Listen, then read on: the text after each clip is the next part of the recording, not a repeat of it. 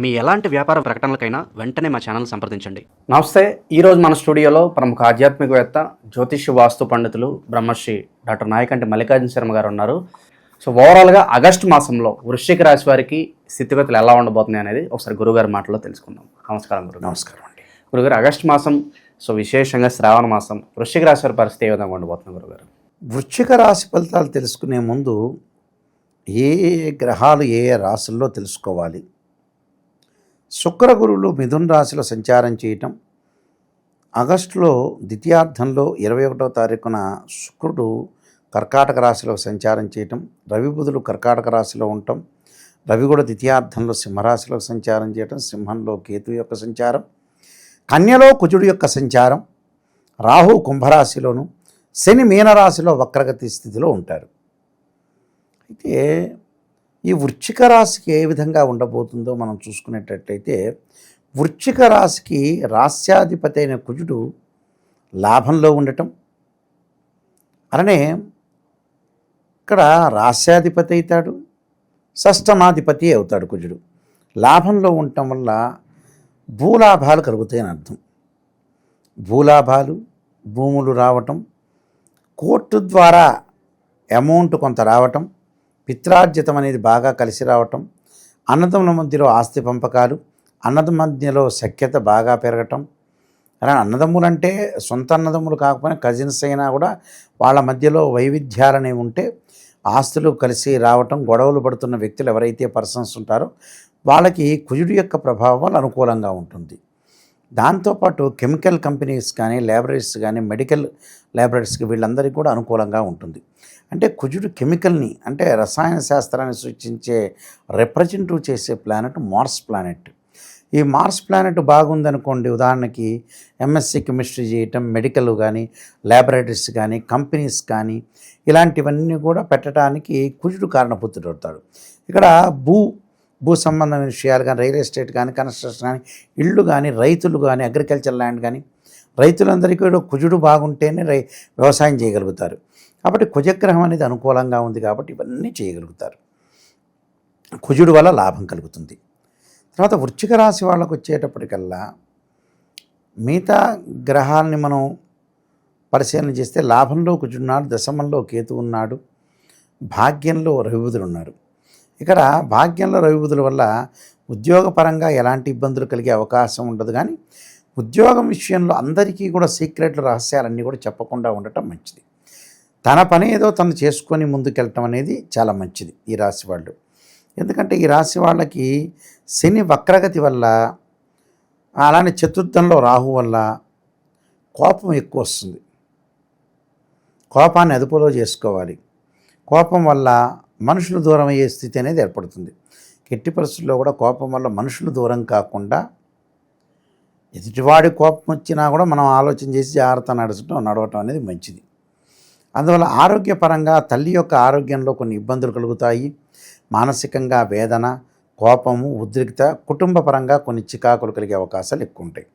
అలా అష్టమంలో శుక్రుడు యొక్క సంచారం అంటే అష్టమంలో శుక్రుడు యొక్క సంచారం వల్ల ఫైనాన్షియల్ పరంగా డెవలప్మెంట్ అవుతారు. అదే అష్టమంలో గురువు ఉన్నాడు, మళ్ళీ డబ్బు ఖర్చు పెట్టిస్తాడు. అంటే ఒకవైపు ఇన్కమింగ్, అవుట్ గోయింగ్, ఒకవైపు ఇంక్రీజ్ అవుతుంటే మనీ ఇంకో కొంత డిక్రీజ్ అయ్యే అవకాశాలు కూడా ఉంటాయి. డిక్రీజ్ ఎందుకు అవుతుంది అని అంటే వృధా ఖర్చులు కావు. ఏదో ఒక వస్తువు కొనుగోలు చేస్తారు వీళ్ళు.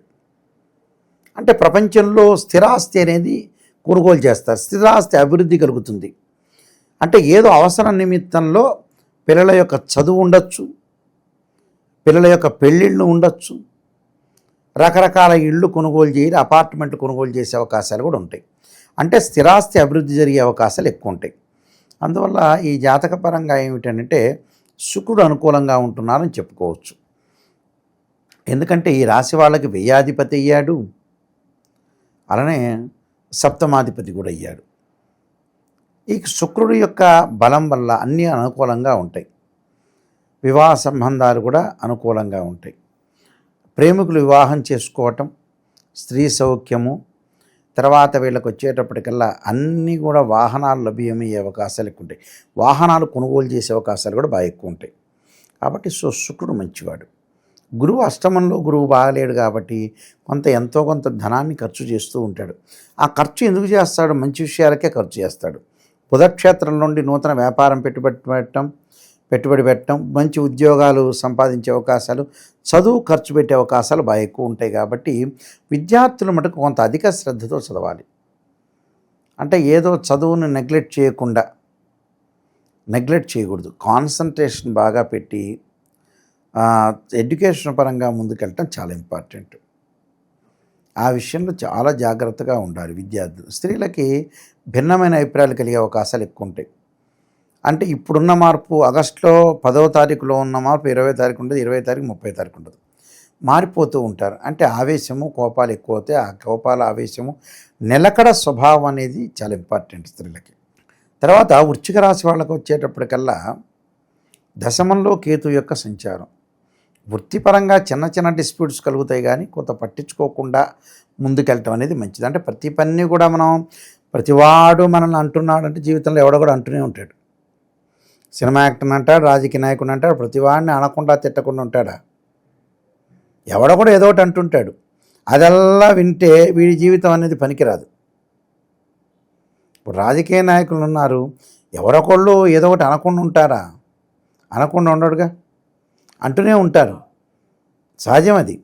ఇన్ని మనల్నే అంటారు, అంతమంది కోట్ల మందిలో ప్రజల్లో వీళ్ళని అనకుండా ఉంటారు. ప్రతి రాజకీయ నాయకుడిని అంటూనే ఉంటారు. అన్నిటికీ వాళ్ళు మంచి చేయలేరు, అన్నిటికీ కూడా కుదరదు. చేసినంత వరకు చేయగలుగుతారు రాజకీయ నాయకులు. అలానే కుటుంబంలో తండ్రి కూడా చేసినంత వరకు చేయగలుగుతారు. ఇక చేయలేనిది ఏం చేయలేరు కదా, కొంతవరకు ఎండ్ వరకు చేస్తారు. దానికి నెవర్ ఎండ్ లేదు. అది అంతే. అది కొన్ని ప్రయత్నాలు చేస్తారు. అది చంద్రబాబు నాయుడు గారు అనుకోవచ్చు, రేవంత్ రెడ్డి గారు అనుకోవచ్చు. కొన్ని ప్రయత్నాలు చేస్తారు. వాళ్ళని తిట్టేవాళ్ళు తిడుతుంటాడు, మంచి పొగిడేవాళ్ళు పొగుడుతుంటాడు. ఏం చేస్తారు? ఎవరేం చేయలేరు. మంచి చెడులో వాళ్ళు ఉంటారు అందులో. అది మంచివాడు ఇష్టం లేనివాడు తిడుతూ ఉంటాడు, ఇష్టం ఉన్నవాడు అతనికి మంచి పని జరిగి నీతి నిజాయితీ చెప్పేవాడు తిట్టడు. ఊరికే అనవసరమైన వాడు తిడుతూ ఉంటారు. అవన్నీ పట్టించుకుంటే రాజకీయ నాయకులు కాలేరు. అవన్నీ పట్టించుకుంటే ముందుకు వెళ్ళలేరు, వాళ్ళ జీవితం ముందుకు వెళ్ళలేదు. రేవంత్ రెడ్డి గారిని అన్నారని ఆయన అలా ఏదో జెడ్పీటీసీ నుంచి వచ్చి తెలుగుదేశంలో ఉండి అన్ని పార్టీలు, కాంగ్రెస్ పార్టీలో ఉండి ప్రెసిడెంట్ అయ్యి ఎంతోమంది అంటుంటారు. అనకుండా ఉంటారా? ఒక తండ్రే కొడుకుని అంటాడు. సహజం అది. ఏ ముఖ్యమంత్రి అయినా, మన రేవంత్ రెడ్డి గారినైనా వాళ్ళ నాన్న అరవకుండా ఉండడుగా. చిన్నప్పుడు అడుగుతుంటాడు, తిడతాడు, అరుస్తాడు కూడా. అది అలాగా అరుస్తే, పిల్లగాడిని అరుస్తే అలా డెవలప్మెంట్ అవుతాడని అర్థం. ఆయన రేవంత్ రెడ్డి గారు కూడా ఉదాహరణకు ముఖ్యమంత్రి డెవలప్మెంట్ కావడానికి కొన్ని మార్గాలు ఉంటాయి. ఆ మార్గంలో వెళ్ళిపోతుంటాడు, మంచి చేస్తుంటాడు. అన్ని మంచి చేసినా కూడా జనాలు తిరుగుతూనే ఉంటారు. ముఖ్యమంత్రి మొత్తం మంచి చేసినా ముఖ్యమంత్రి తిట్టేవాళ్ళు కూడా చాలామంది ఉన్నారు ఇక్కడ. అలాంటి సంఘటనలు జరుగుతుంటాయి. ఒక తండ్రిని కానీ తల్లిని కానీ తిట్టే అవకాశాలు అనేవి ఉంటాయి. సహజంగా లోకంలో మనం వృత్తి చేస్తున్నప్పుడు మనల్ని అనేవాళ్ళు కూడా ఉంటారు. అవన్నీ ఈ రాశి వాళ్ళు పట్టించుకోకుండా వీళ్ళ జీవితాన్ని, లక్ష్యాన్ని సాధించుకుంటూ ముందుకు వెళుతుంటే ఉండదు. అలాంటి కొన్ని పరిహారాలు చేసుకొని మనం ముందుకెళ్తే ఎలాంటి ప్రాబ్లమ్స్ ఉండవు వాళ్ళకి. సో ఇంకా ఎటువంటి పరిహారాలు వీళ్ళకి బాగా అవసరం అంటారు ప్రస్తుతం గ్రహస్థితి బట్టి?